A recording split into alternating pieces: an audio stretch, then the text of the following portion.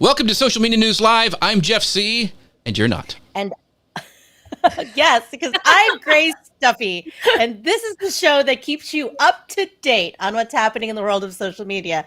And speaking of the world of social media, today's show is brought to you by Restream. Everything you need to create a live professional broadcast like this one and podcast like this was going to be right in your browser. And we go live to, or you can go live to 30 plus online destinations. So you can find out more about that at Social Media News Live /Restream, Social Media News Live /Restream, and find out everything you need to know about streaming live. Yes, and today I'm so excited. We are joined by Rachel Miller, and we are going to talk about Facebook's new social audio experiences, updates to business tools, pages, and content creation. And you're going to find out, Rachel's take on Facebook's Clubhouse clone. So you want to make sure you stay tuned for that. We're going to talk also about Facebook's new tools to help businesses connect with their customers online and grow more efficiently. And is there still such a thing as social media organic reach in 2021? The answer is you have to find out. Stick around. We're gonna do that. So also we want to make sure to give a shout out to my friends over on Ecamm. They're the ones that allow us to bring up these awesome lower thirds, moving backgrounds. So make sure you check them out at socialmedianewslive.com /Ecamm. That's socialmedianewslive.com /ECAMM. So if you do not know Rachel Miller, you really should. She is who I think is one of the best organic traffic geniuses out there. She is the strategist at Moolah Marketing, such a great name. She is a Facebook coach and trainer, and she's helped 29 businesses get posts to over, is this 10 million people? 10 million people. She is the author of... We're up to 51 now, but yes. Oh my gosh. So she is the author of multiple books, including one which sold over 100,000 copies. But what she loves most is to help you guys grow your perfect audience and get massive engagement for small businesses, big brands, and everyone in between. Rachel, welcome to the show. Thank you. I appreciate you having me on today. Yes, I appreciate you. It's going to be a lot of fun. So Grace, let's jump right into this first segment because we got a lot of news to cover.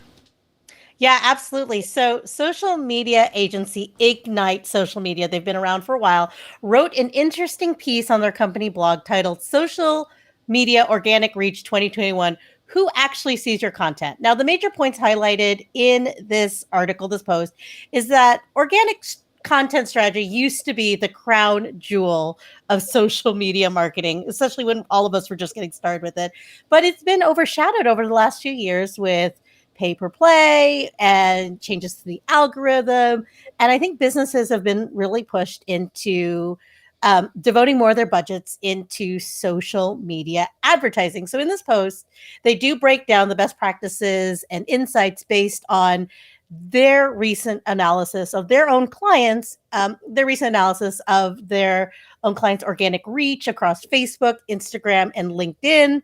But we want to get Rachel's insights on this because she is a social media organic growth strategist, specialist expert. And we want to get her take on how personal brands, individuals, businesses can still be reaching their audiences with organic. So, Rachel, can you give us an understanding of how branded content is performing across these platforms? So Facebook, Instagram, LinkedIn are the ones they focused on. But in general, how should we be thinking about organic when we are analyzing our marketing budgets? Well, I've known for my businesses and the businesses that I coach, I literally am helping over 51,000 businesses right now inside of our large Facebook group, Grow Your Audience. Inside of that group, last week, with one of my employees, was able to reach 1.9 million without ad spend on one of my properties. It's a food and health-based property. One of my other students was able to reach 11 million people with a single post, wow. And she's in the pet and also health space. So if she can do it last week, if I can do it last week, if we've got people like Chantel, people like Gina, people like Anna, they're all growing their businesses without any ads on Facebook. If they're all able to reach their market, then everyone else's business can too. You just have to do the same types of things. You have to feed the algorithms what the algorithms want. So you have to feed the platform, and the platform will feed you. Now, I always think it's funny when people say, well, the algorithms from last year, they change and now they don't show social. No, the algorithms have always loved content creators. The algorithms have never not loved content creators. What happens is that we don't set up the systems that you can put in place at the beginning and that run your business on social. We get off the bandwagon and we start thinking, well, if we pay, we'll get there faster. Or whoever pays to play, they're going to reach their customers and they're going to get more customers and they're going to scale their businesses better. The reality is we were the ones who changed our mindset and we stopped thinking about content as a way to connect with our audience and instead thought about it as a transaction. And as soon as we think about our content as a transaction, we start repelling people because people can feel like it's a transaction. They feel the weight of that, right? Mm-hmm. When you switch and you make your content about service and your content about loving people and your content about helping people grow their audiences or grow their own lives. So for me, I help people grow their audiences, but for like Sam, she helps people be more creative and buy paint from her paint store. So she helps people become more creative. As soon as she creates content, not that says buy my paint, but content that says you're a creative creator. You're someone who loves color. You're someone who sees beauty in the world. Well, guess what? They're going to interact with her content and she's actually going to sell more paint at her paint store. So it's totally possible for every single business that's out there right now. It's just we have to shift our mindset and get back into a service mindset with our audience. Oh, wow. But Facebook makes it so enticing. I mean, like when we post this video, right, when it's done, I'm going to get an alert from our Facebook page that says, do you want to reach X many more people? Boost this post for just $5 or whatever, right? So when you're looking at organic traffic, and, you know, we're talking about Facebook right now, right? But like, is there a difference in how you would approach Instagram and LinkedIn? Because in this article, they're saying that organic branded content on Instagram potentially does better. Now, I don't know what better means, right? So is there a difference in how you would approach your content strategy on each of these three separate platforms? Or the rule is pretty much the same across the board? Those three platforms, they all generally work on the same type of engagement signals. So what happens is we as readers, we give Facebook, Instagram, LinkedIn signals that we like content. The first signal that we're going to give is that we stop the scroll, which means we're scrolling, and we look at their image, we look at their video, whatever it is, we stop and it grabs our attention. That's a signal that we give to the social platform that this content's relevant to us. So as content creators, if we have that signal in our content, whether our content's on Instagram, LinkedIn, Facebook, TikTok, wherever, it has that signal, it grabs their attention, they stop, they engage. Okay, so we want the signals for stops. We also want micro reactions. That's those thumbs up, smiley faces, hearts, those types of instant replies that don't take a whole lot of effort. On Instagram, those are the short comments, the one words or the emoji comments. On Facebook, it's the short words, emoji comments. LinkedIn, any comment's good. But my point is, you want micro reactions. That's someone taking an action that says, I like this, but they're not like investing their time, their energy into you, really. They're just like making a little action. You want micro reactions, and Facebook gives us the ability, when someone gives a micro reaction, they give us the ability to invite that person to be a fan. Instagram does not give us that ability. So in my mind, Instagram and Facebook are similar, but Facebook gives us more tools to be able to reach our audience and retarget them and recapture them in ways that we don't have that ability on Instagram. So I prefer Facebook because I have so much more capabilities on Facebook. Now, it depends on your market. Your market might be more on TikTok. It might be more on LinkedIn. Everyone's market is really, though, on Facebook. So like while they're on Facebook and they're also on TikTok, they're on Facebook. So Facebook, according to Facebook stats, right now, 200 million people are active on its platform in just the United States alone. Knowing that there's 327 million people in the United States and that 29 million of them are children under the age of whatever the age is. So the reality is we only have 299 million people to reach. Well, 2/3 of that are on Facebook every month. opening Facebook and talking on Facebook every single month, every single day. And they said the average user on Facebook opens Facebook 2 to 3 times a day. So knowing that, you can pretty much guess they're on Facebook. Now, that might be they're also in another place because we're all in multiple places. Right. But for me, the tools that Facebook gives us make it where that's where I prefer to spend my marketing energy. Now, that does change when you're over 10,000 fans or followers on Instagram, because you're now able to link with your content. For me, why do I have content? What's the purpose of me posting my content? The purpose is to get traffic, right? I want to get traffic so I can harness that traffic and get purchases of my products from that traffic and get clicks over to my stuff so they see my ads. I want them to take action. It's hard on Instagram for a person to take action when there's no button to click out to you. So you have to pay until you have 10,000 followers to get that button, to have that click-through ability. So when you're over 10,000, then it's worth it to me to also put more of my energies into Instagram. But until you're at that spot, do not forget Facebook. Because yes, Instagram has activity, but Facebook gives you so many more tools. Facebook has the ability to drive traffic and clicks. So without you having to pay for it. So if I'm going to spend my organic energy, I'm going to start there. Awesome. So now, Rachel, it sounds like you have like a bat phone, like a blue, like Facebook phone that goes right to Zuckerberg, and you get all this knowledge. So, but one of the things I wanted to bring up, because this was a great question from Simon, and this is a great point. You talked about organic traffic, but he goes, many influencers have massive reach and engagement, but they don't make any money. So what's a best practice to like move people from, you're sharing content that engages them, gets them to stop the scroll, do all that. But then how do you like go, hey, and buy my stuff? You mentioned that lady who was talking about creativity, but then she was selling her paint materials, but I have a feeling it's not a hard sell. So can you talk about that a little bit? Oh, for her, it was an easy sell because her people were already there. Now, I think how do I say this? If an influencer is struggling to convert their audience, the reason that they're struggling to convert their audience is, one, they might be trying to serve everyone. And so they have this big audience and they're putting up cat memes and they don't actually convert that cat audience into like fans of them. Does that make sense? They just have a view. Like, views are great, but you have to have some types of action on it. So it could be that they have the wrong audience or not a clear audience. But most likely the issue, if we have a large influencer and they're not making money, most likely the issue is they don't have a compelling offer, or they don't know how to make that offer to their audience.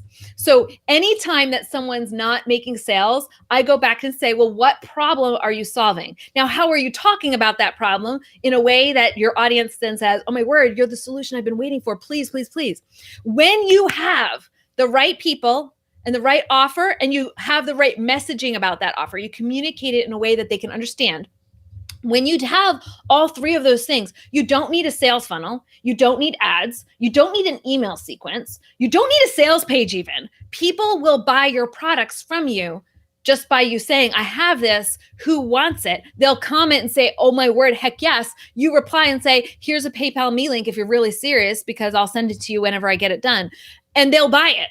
But the problem is, if you're not getting those conversions, it's probably the fact, it could be the people, but it's probably the fact you have the wrong offer, or you're not communicating that offer in a way that makes sense to the audience. So just follow up on this a little bit. So do you have to be super exciting like Rachel Miller and like really engaging and all this? Like, I know people are going, listen, Rachel is amazing. I love her. I love her energy. That's not me. How do I do this? Because I can't do this, thing that she's doing. What do you tell people like that? Oh, it always cracks me up. I think of Hannah told me she's topping her husband's income, and she's doing it with no Facebook Lives. She's an introvert, and she lives in there's only a couple of super remote places in the earth. And what I mean, I don't want to tell where she is just because that would identify her, and she doesn't want to be identified. She's an introvert. I told you all that, but she lives in an area where you can only get satellite internet. And you can only get like satellite internet that's consistent a couple of times a day. So she lives in a very, very remote part of the globe where only like 400 or 500 people live there.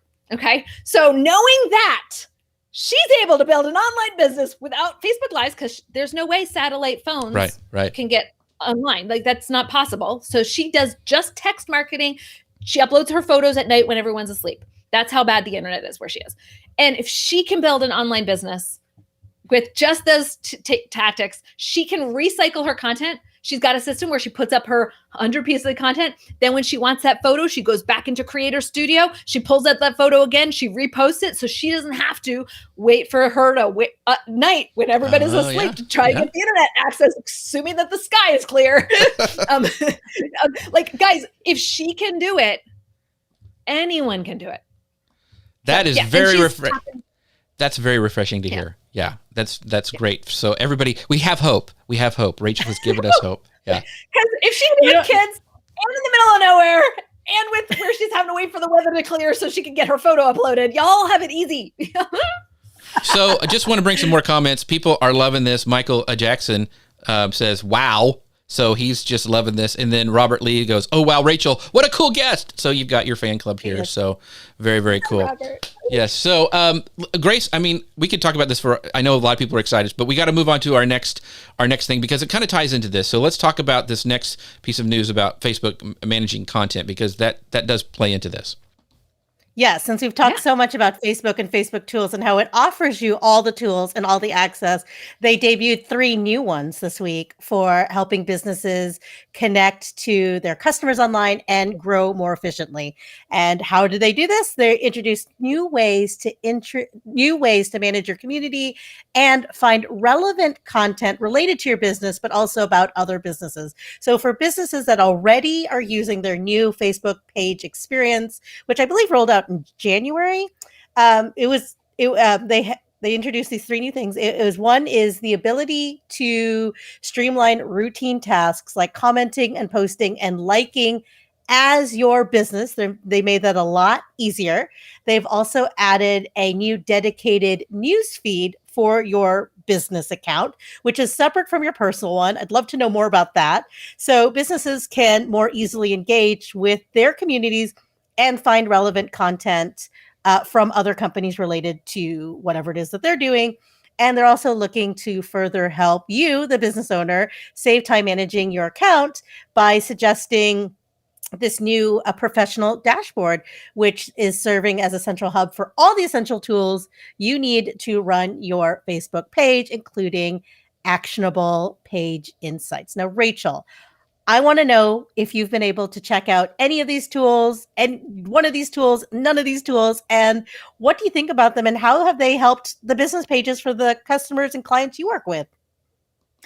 There's a nifty little hack that we teach inside my my paid programs, which is called niche neighborhooding, which is how you make your page similar in the algorithms to another page or another property. Is your audience familiar with like SEO strategy and what SEO is? I feel like they're about to be. Yes. Okay. Tell us everything. So what SEO is basically you want to have search engine optimization. So it's SEO, search engine optimization. So you put a post on Google, on a website, a blog, and then you're going to want Google to find it. Well, you can't just randomly put it on Google. It doesn't work like that. It doesn't just magically end up in a search engine. What do you need to do to get found by Google so that when someone searches for you, they find you? You need to have headings. You need to have keywords throughout the article. You need to link to a credible source. You need to have a credible source link back to you. You need to have people like engaging on the content. So when Google sees someone visit it, that they actually stay. They don't instantly bail off, right? All of those things that we do with SEO, we also can do with pages. So what the tools that Facebook just rolled out, they help us with that niche neighborhooding, or basically Facebook SEO. What that means is when your page says, I'm just like these other pages, what Facebook is going to do, what you're going to want to do, is you're going to want to add them to your page newsfeed, which is what we now have access to. Ding, ding, ding. It's so cool. So now we're going to know their pages we're following these other pages that are similar to ours. And then we have the ability to comment, like, share, engage on that other content. Facebook will even suggest to our page content that it thinks is relevant to us from other pages in our neighborhood. Now, as we participate in our neighborhood, like a lot of times we think, well, wait a second, I'm promoting my competitor with this. Like, why would I do that? When we engage in that neighborhood, the more we engage in it, the more we become suggested to our neighbors. And then all of our pages rise. So I've noticed this with one of my pages. I started it as a joke. My neighbor's cat was peeing on my lawn furniture. And I do what every marketer does when their cat, not their cat, their neighbor's cat is being inappropriate and rude. I started a Facebook page for it. And and that page went crazy. And I called it the Crazy Cat Lady because I was pretty much making fun of my neighbor and not identifying her. I was just venting. I was venting in my way that I can vent. And no one knows it's her. And actually she follows the page and she thinks it's really funny. Okay, but I did some stats and some research. Everyone who's following the Crazy Cat Lady page, they generally have 3 or more cats. And guess what? They're following multiple pages, some of them 6 pages that are all called Crazy Cat Lady. So I'm not the only Crazy Cat Lady Facebook page out there. There's actually like 25 dozen of them. I don't know how many exactly. There's a lot of pages with the same title, Crazy Cat Lady.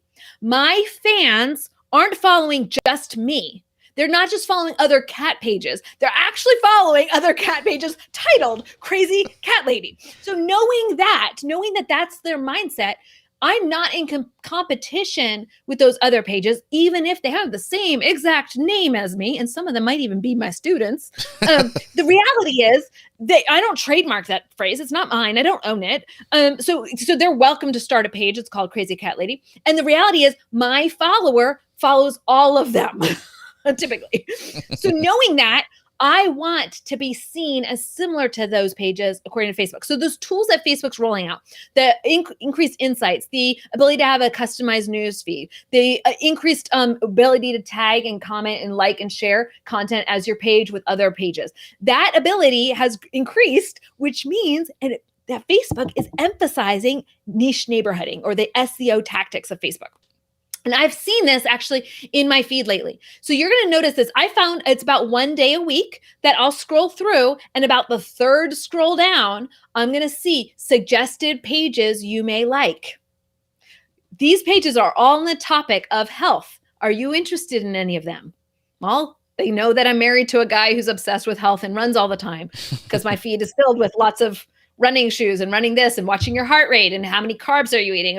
Anyways, my feed, because I'm married to a guy who's into health, I have some health stuff that pops up occasionally. So Facebook suggested to me just yesterday, 3 scrolls down, Facebook suggested, here's health pages for you. Because they know that my house has somebody obsessed with health. And maybe it's me. Maybe my husband grabs my phone and scrolls when I'm not looking. Anyways, my point is Facebook knows that. So Facebook's suggesting pages. Now, why is Facebook suggesting pages more? Like, why is Facebook suggesting pages more? We all have seen iOS 14 changes. They actually rolled out yesterday. Yesterday it started the Apple switched they told us in January it was coming. They switched the switch yesterday. iOS changes basically mean that people in iOS devices, as their phones are being updated, they're saying, do you want to be tracked? And you now have to say, yes, I want to be tracked by advertisers. Right. And when you say yes, then the advertisers can track you, including Facebook. Okay. So what this means is roughly we're going to lose 65% of our retargeting ability on Apple phones. Well, knowing, because generally, guys, 35% people are going to say, sure, track me. And everyone else is going to say, heck no. Right. So now knowing that, we're going to lose 65% there. And best case scenario, like, honestly, I'm going to find it hard to believe that 35% of people are saying, yes, please track me. But anyways, my point is you're going to see that decrease. So now knowing that we're not going to be able to retarget from iPhone usage, Facebook is looking for what other ways can we target people? Well, people publicly say, I'm following this page. Well, guess what? They're publicly saying that. Well, Facebook's like, well, I can retarget them because it's public data. Right. So this is something that now that's going to go up in the, it's going to be more important to Facebook now, page likes, page engagement, because that is content that they can retarget. So knowing that, Facebook's rolling out tools to help us be successful and to help them retarget people. Now, some of you are thinking, well, wait a second, that's a retargeting ads. How is that going to benefit me? I'm a life coach and I just talk about like motivational Mondays. And I just drive people to my blog. It's got motivation stuff. I'm not actually selling a product. I'm not running ads. How does that help me? Well, Facebook wants to know what organic traffic is out there because it can track. It's not allowed to track necessarily activity off the app going to your website now, right? It's not able to track the same, it's not able to retarget the same way it was before. What can it still target? You watched this video, and guess what? This video was about budgeting. Well, guess what? Well, now we think we can give you a budgeting app because you just watched 2 videos about budgeting. So Facebook has that data in the back of Facebook. So just know that we're going to see pages being more important, even organic content, because that's their new system of how they're going to track people.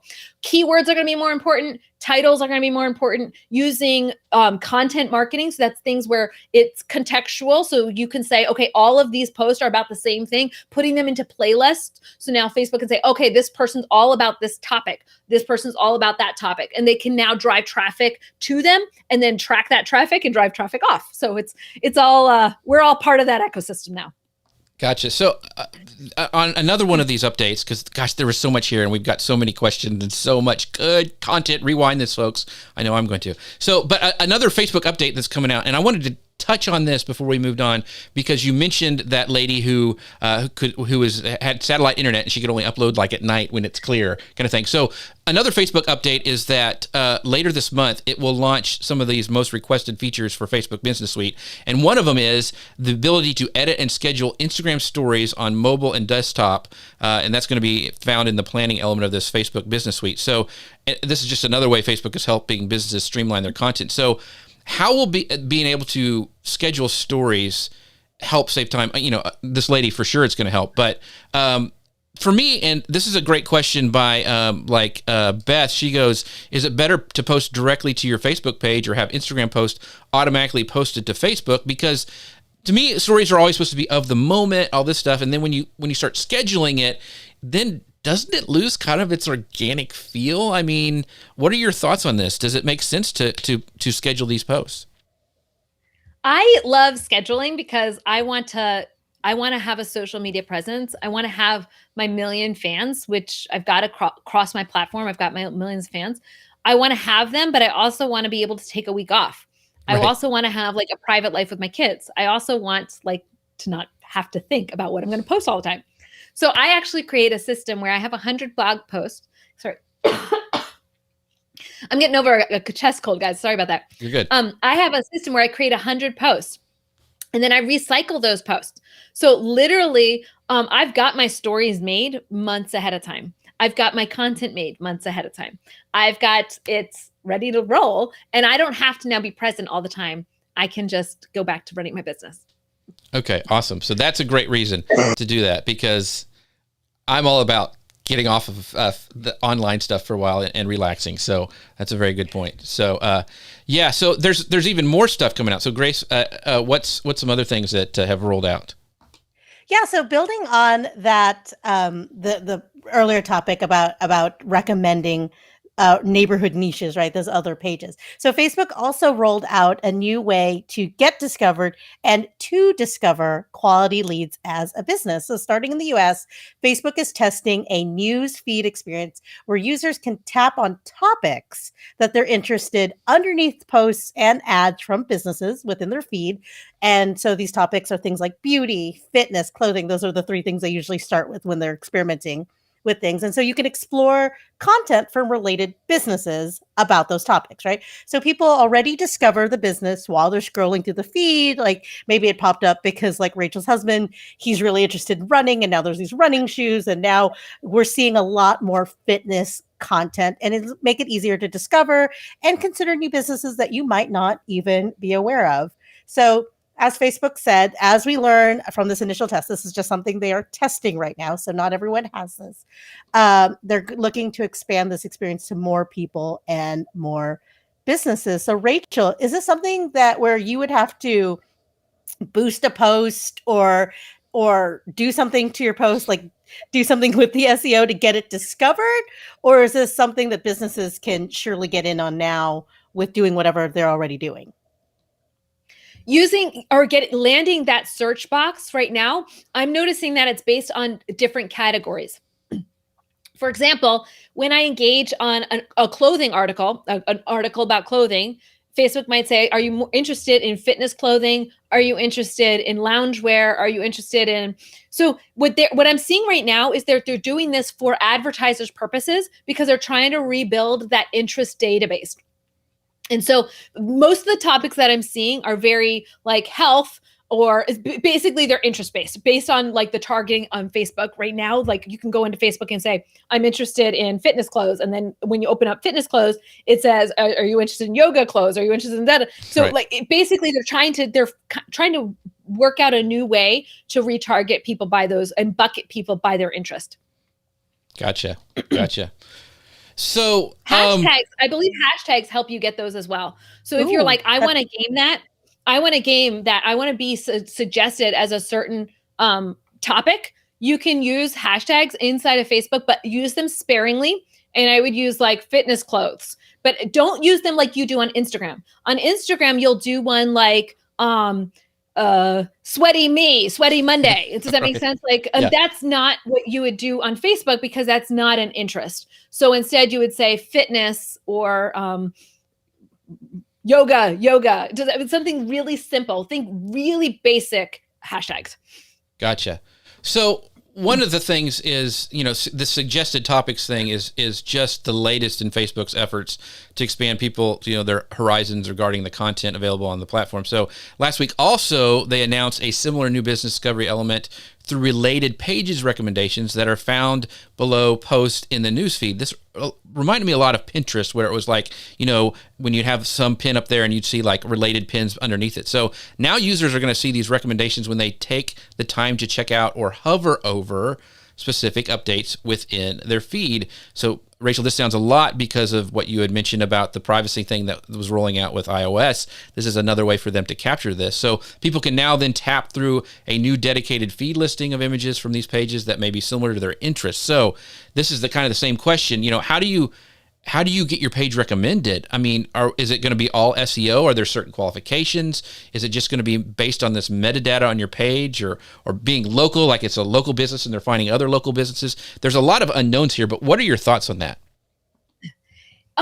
It's not, I don't think it's unknown because Facebook tells us what they're looking for. And what they're looking for is related content for pages that are similar to other pages. So we call this niche neighborhooding, and we've been using this tactic for 5 years to grow businesses. I've literally helped over 51,000 businesses grow. So it's not a new tactic. What's new is that it's being emphasized again. So anytime that something's being taken away, well, there's still the people there. So if something's being taken away, then something else is growing, right? So when what is being taken away is retargeting abilities, and that's going around. Well, what's coming back is page suggestions. Well, page suggestions has always been there, but now it's being like emphasized more. So what is page suggestions? How do we game it? By getting Facebook the signals that says we're similar to this other page. So we do that by what ways can we be similar? Well, we can have the same audience. Well, so make sure your audience overlaps with another audience. How else can we get page suggestion? By having high engagement on your page. So when someone talks on your page, Facebook knows who this person is and what they're like, and Facebook will find other people just like the person talking. You're going to want to have overlapping audiences, page like. You can even share admins. That's something that we've seen has helped. You can have tags between the pages, sharing content between the pages. There's literally 15 different ways that you can tell Facebook, I'm like this page.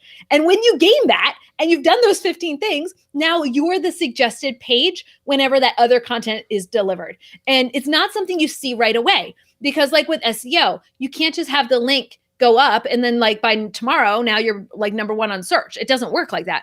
It takes time, and these build on each other. And the more posts you have that are gamed and connected to each other, the more your page will be suggested. We've literally seen one girl's page. She is in the crochet space, and she grew her page. I think she grew her page to like, 50,000 people.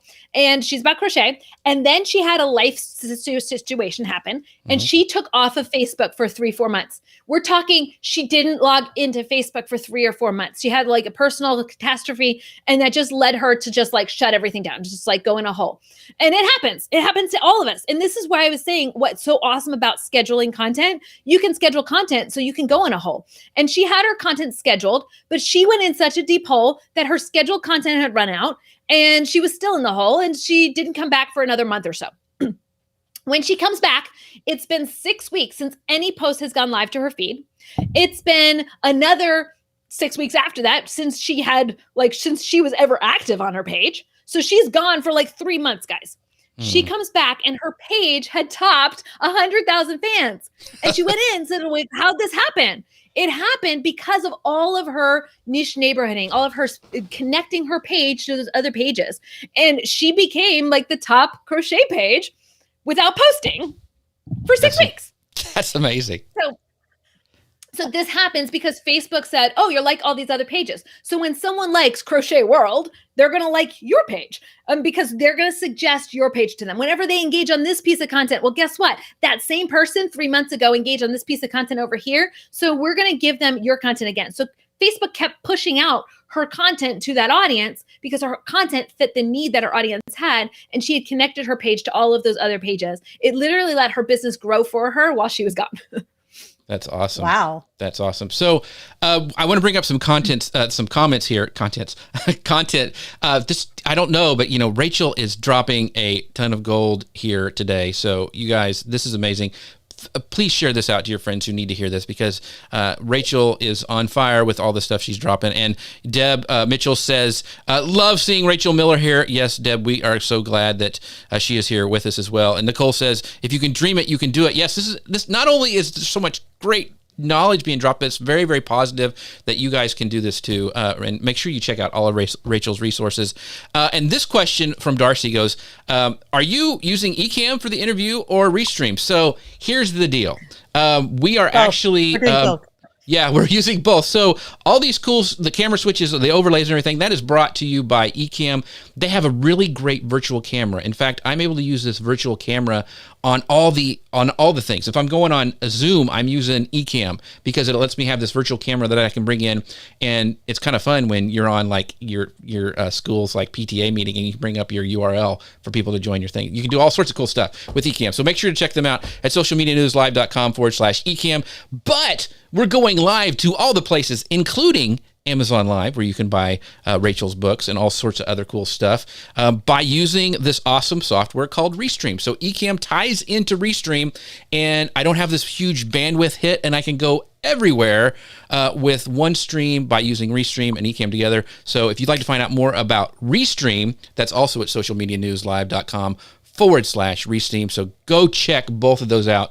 Amazing, amazing software. So now for what you guys have all been waiting for, the big kahuna, the big deal is we're going to talk all about Facebook's new social audio. Because I've seen her, I'm like, how is she doing this so much? Rachel loves Clubhouse. And so we're going to talk about this. So Grace, kind of break down this. There's all sorts of stuff going on. So I want to know the news about social audio. So let us know.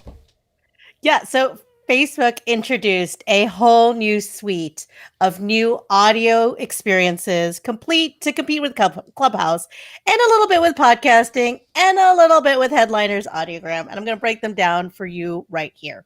So this is what we're calling the Clubhouse clone. It's probably the most discussed new product ahead with all these other products that they introduced. And given the interest of social audio in the market at this very moment, Facebook is starting to test something called live audio rooms on Facebook and Messenger. And if that sounds familiar to you, it's because they've already have rooms in Messenger, but it was video focused. It was to compete with Zoom earlier on last year, right? In the early days of the pandemic. So we expect this to be available to everyone in the Facebook app by this summer. So they're initially testing this in groups, making it available to the 1.8 million people using groups every month and the tens of millions of active communities that are in Facebook.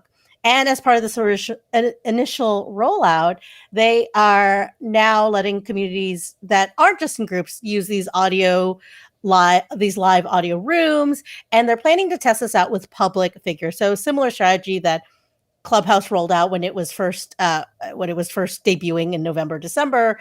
So now influencers and big deal celebrities can now host conversation with other public figures. But of course, everyone can listen in. But they're also allowing us normal people, I guess, us peasants, try it out in Messenger with our equally peasant friends, I guess, right? So you will have an opportunity to test this out. So Rachel, you have an amazing following on Clubhouse. It's like nearing 30,000 people and continuing to grow, I might add. So how do you think this new Facebook social audio experience is going to stack up to what's already been established? Well, I love the tools that Facebook is giving us, and I love that it's rolled out into groups. So we've been using this in my group with my community, and especially in my paid programs, because what I love about it for paid programs is you can say, let's go have a chat about this in here. Or we're going to have, I did a coaching call. So I did a whole week of how to pick your products and sell it to your audience. And so during that coaching week, I would say, okay, guys, I'm done now. But if you want to take action, go start a Facebook room and bring some of the other people on from this lesson and go do your homework together. So that way we had like our class time, and then they got to create study hall rooms or study rooms together. I found that was super successful in helping my students get results, and I didn't have to manage it. I didn't have to be there. I didn't have to be present. They didn't have to be pretty and like dolled up. They just got to get on the call and chat in a room while they did their homework assignments to get the results of my program together. So I love what rooms make possible for us. I love that you can connect, because getting to talk to someone in real time just helps you love them more, helps you believe in them and like connect to them more. So that's huge. It does a little bit feel like the jealous boyfriend move, though. Okay.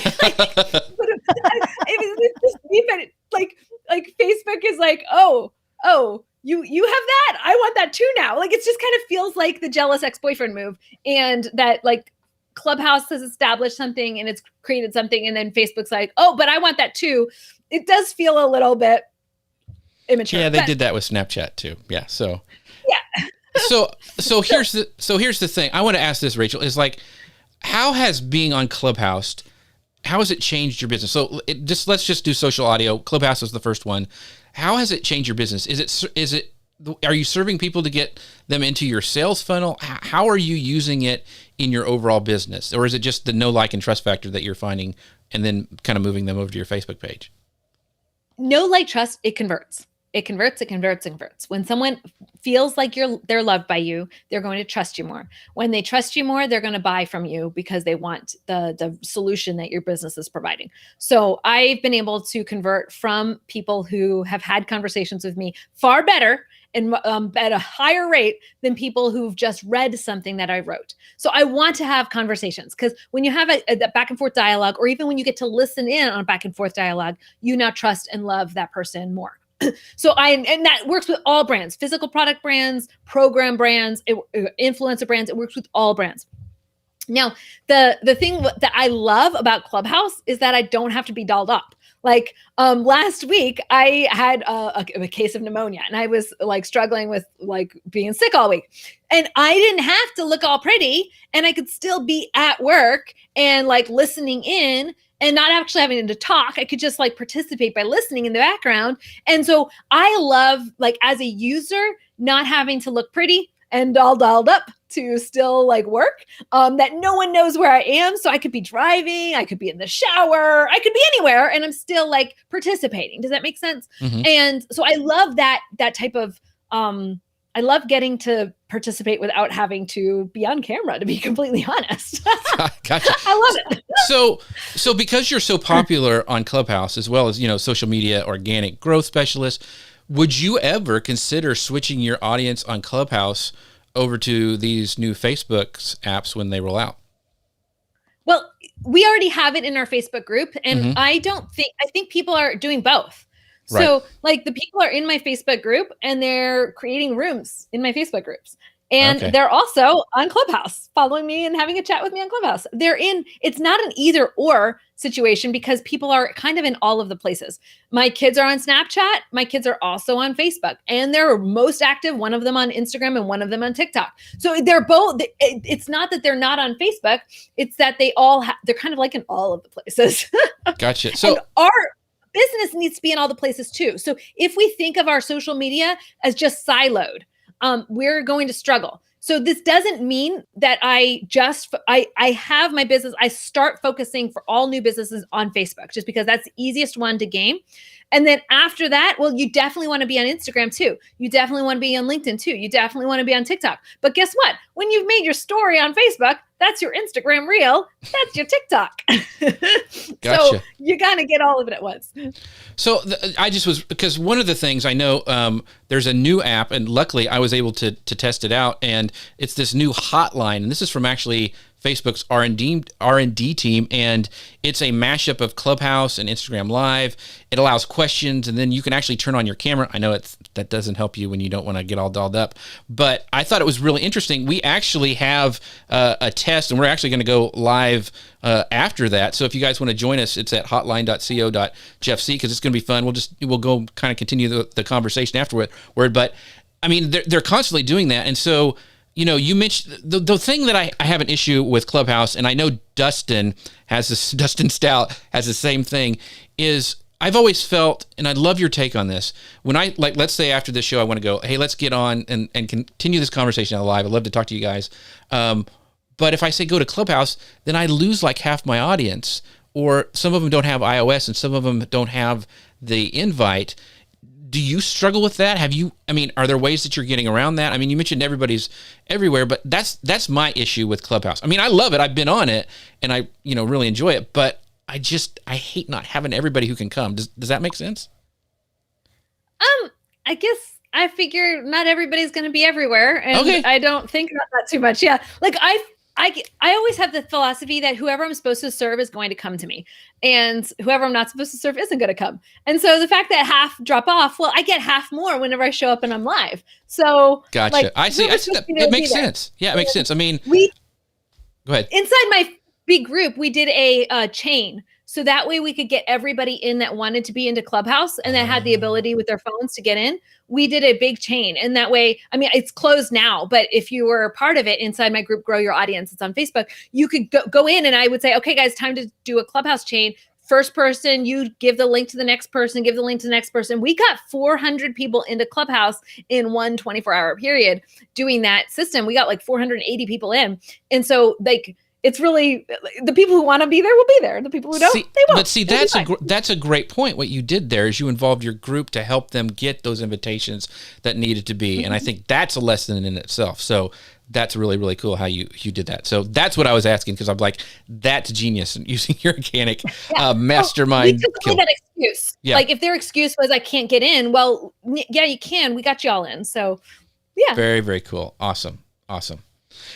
So as part of this announcement, this bigger announcement, I know again, the Clubhouse clone live audio rooms kind of took most of the attention, but they did introduce some other things. So the ability to share long form audio, a new Spotify-like integration or Spotify music integration, and then a brand new short form experience called Soundbites. Now this Facebook Soundbites, as described by Facebook, it's a new social audio format, but it's something that we've already seen, those of us that repurpose content. It's a short form creative audio clip for capturing little sound bites, anecdotes, jokes, little moments, quotables, inspirations, poems. They said poems, right? And many other things that you haven't yet imagined. So I can only imagine what I haven't imagined. Or no, maybe I can't imagine it. Anyway, So Facebook is testing sound bites over the next few months with a small number of creators. But the idea is that you'd be able to take something like this long form, this show that we're doing, and then just take those sound bites, those sound clips, and then publish them on to Facebook. So do you think this is something that will help streamline your content creation, particularly on promotions? Or is this just something that is just so, like, you can do this on other apps, right? You can do this with other tools. I know that because we do it on other tools. I think that they're not looking at the way users interact with sound. So when someone sits down to listen to a podcast, do they listen to one podcast and then listen to another podcast and then listen to another one, and they've got it on for an hour and a half while they're working? Yes. Generally, people aren't listening to a 30-second soundbite or even a 2-minute soundbite. They're listening to like an episode. So think of like Clubhouse. Whenever I do Clubhouse rooms, I'll have people listening for 45 minutes. They stay the whole 45 minutes. Right. Like I can go into stats and see they're there the whole time. So like people consume audio content very differently than they consume like a post in the feed. And so I think that I don't think Soundbites is going to work for Facebook, because how many people are looking at Facebook at night and they're scrolling and they don't want sound on because they've been trained to see these little pictures? 85% of people listen to Facebook, consume Facebook without sound. So the concept of sound bite, and then when they do consume sound, the way they want to listen to sound is they turn on Spotify and it plays for how long while you're doing something? Like a long time. Right. So they don't want like a bite. The way that people consume sound is different. So I wish that they had talked to me and I would have helped them with that. But we'll see.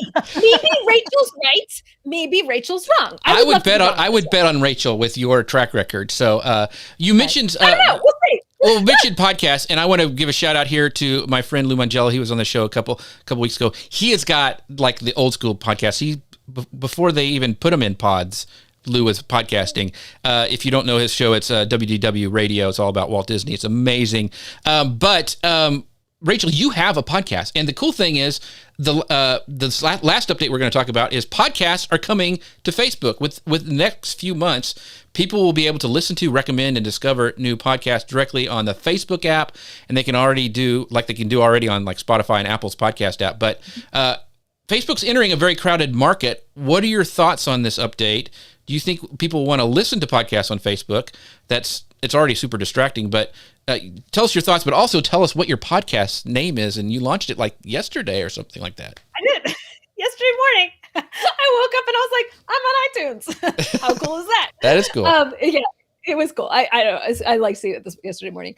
So I have a podcast. My podcast is called Traffic Makers. And I basically give you all the hacks, the tips of how to get traffic without paying Zuckerberg a penny, if I can help it. So that's my goal, is to get you guys 1 million views without any ads. And I tell you stories of people we've done that with. So anyways, okay. So I have a podcast. I do think podcasts in long form could work on Facebook. Just like we have playlists on Facebook where you log in, you watch one video, and the next thing you know, you're watching 15. Like that the way people go on TikTok. They don't watch one TikTok video. They start watching TikTok videos, and 45 minutes later, I'm like, child of mine, you have not done the dishes. My teenager spends all day watching TikTok videos. Like you said 45 minutes ago, you do dishes and you're just going to do one thing on TikTok and then you were going to go do your dish. So anyways, my point is this way people binge content, podcasts will totally work on Facebook. I just don't think sound bites are going to work on Facebook. Because the way people consume sound. So I do think their podcast station will be great, because think of us. My husband listens to podcast on the Apple app, but also on Spotify. He does it in both places. Right. So like, it's not that abnormal for us to add now Facebook. I think that's just adding to the ecosystem and giving Facebook more ways to capture information about its customers so that we can run ads to the appropriate people. So also good thing. I don't think it's too crowded of a market. Anytime there's a market that's full, it basically means that's what people want. So if people want it, well, you can just give them more of what they want and you'll be successful too. Yeah, I'm very excited to have some discovery happen over on Facebook where a lot of eyeballs are for podcasts. So make sure you check out her podcast. What was the name of that again? Traffic Makers. Traffic Makers. So make sure you go check out that. Subscribe and leave a rating and review. That helps podcasts when they first get started.